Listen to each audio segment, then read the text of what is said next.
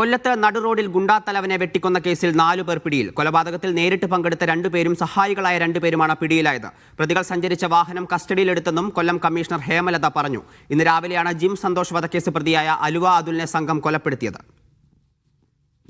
ഇപ്പം നമുക്ക് നിലവിൽ നമ്മളടുത്ത് 4 പ്രതികൾ നമ്മൾ പിടിച്ചിട്ടുണ്ട്. അതിൽ 2 പേര് മെയിൻ അക്യൂസ്ഡ് ആണ്. അത് മാത്രമല്ലാതെ ഇതിന്റെ ബാക്കി അക്യൂസ്ഡ് നമ്മൾ ഉടൻ തന്നെ നമുക്ക് കിട്ടും. എല്ലാവിധ ടീമുകളും ഇപ്പൊ ഫീൽഡിലാണ്. മൊത്തം ഡിസ്ട്രിക്ട് ബോർഡേഴ്സ് എല്ലാം സീൽ ചെയ്തിട്ടുണ്ട്.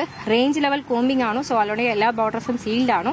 ആക്ഷനിൽ പങ്കെടുത്ത 2 പേരും കോ അക്യൂസ്ഡ് 2 പേരും പിടിച്ചിട്ടുണ്ട്. ഇതിൽ ഉണ്ടായിരുന്ന വണ്ടികളും ബാക്കിയുള്ള എല്ലാ കാര്യങ്ങളും നമ്മൾ സീസ് ചെയ്തിട്ടുണ്ട്. ഇനി ബാക്കി ഇതിന്റെ ഭാഗമായിട്ടുണ്ടായിരുന്ന എല്ലാ കാര്യങ്ങളും യാതൊരു വിട്ടുവീഴ്ചയില്ലാതെ എല്ലാ കാര്യവും ഞങ്ങൾ പിടിക്കും. അതിൽ യാതൊരു ഇൻടോളറൻസും കാണിക്കില്ല. So there is no intolerance on these kind of activities.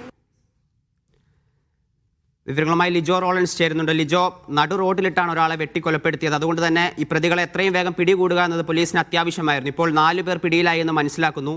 എവിടെ നിന്നാണ് ഇവരെ പിടികൂടിയത്? ഇനി എത്ര പേരാണ് കേസിൽ പിടിയിലാവാനുള്ളത്?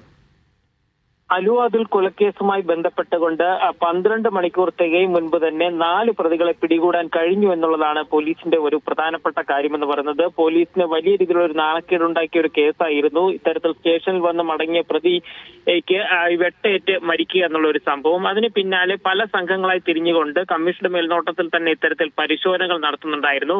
അങ്ങനെയാണ് രാവിലെ തന്നെ 2 പേർ കസ്റ്റഡിയിലുണ്ടായിരുന്നു. അത് ഈ പ്രതികളെ സഹായിച്ചവർ എന്നുള്ളതാണ് മനസ്സിലാക്കാൻ കഴിഞ്ഞത്. അവരെ പല സ്ഥലങ്ങളിൽ നിന്നായി, ഒരാളെ കോട്ടയിൽ നിന്നുമൊക്കെയായി കസ്റ്റഡിയിൽ എടുത്തിട്ടുണ്ടായിരുന്നു. അവരിൽ നിന്നൊക്കെ ശേഖരിച്ച വിവരങ്ങളുടെ കൂടെ അടിസ്ഥാനത്തിലാണ് കൃത്യത്തിൽ നേരിട്ട് പങ്കെടുത്ത 2 പേരെ ഇപ്പോൾ പോലീസ് പിടികൂടിയിരിക്കുന്നത്. അത് ആരൊക്കെ എന്നുള്ള പേരുകൾ പോലീസ് കൃത്യമായി പറഞ്ഞിട്ടില്ല. 5 പേരായിരുന്നു ആ സംഘത്തിൽ ആദ്യം ഉണ്ടായിരുന്നത്. ആ സംഘത്തിൽ അതായത് നേരിട്ട് 4 പേർ ആ കൃത്യത്തിൽ പങ്കെടുക്കുകയും ഒരാൾ ആ ഇനോവ കാർ ഓടിച്ച ഡ്രൈവറുമായിരുന്നു. അത്തരത്തിൽ 5 പേരായിരുന്നു ഉണ്ടായിരുന്നത്.